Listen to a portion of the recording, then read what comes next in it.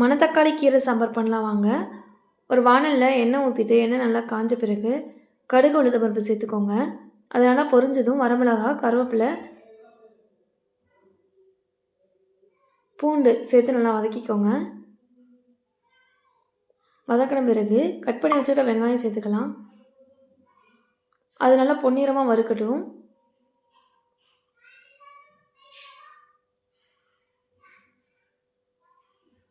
கூடவே தக்காளியும் சேர்த்து நல்லா வதக்கிக்கோங்க.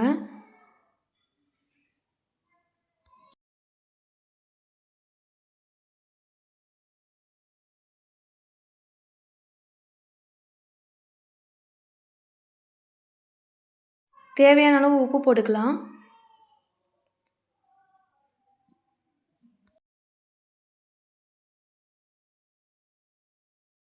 அரை டேபிள் ஸ்பூன் பெருஞ்சீரகத்தூள் சேர்த்துக்கலாம். இதை நல்லா கிளறி விட்டுக்கோங்க.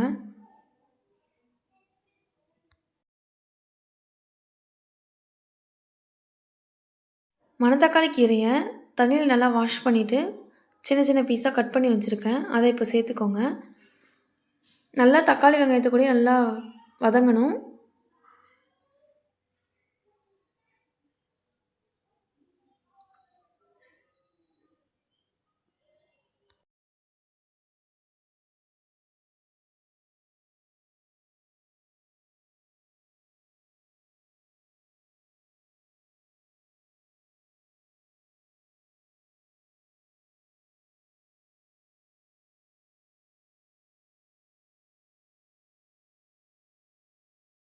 கீரை நல்லா வதங்கினதும் வேக வச்ச பருப்பை ஊற்றிக்கலாம்.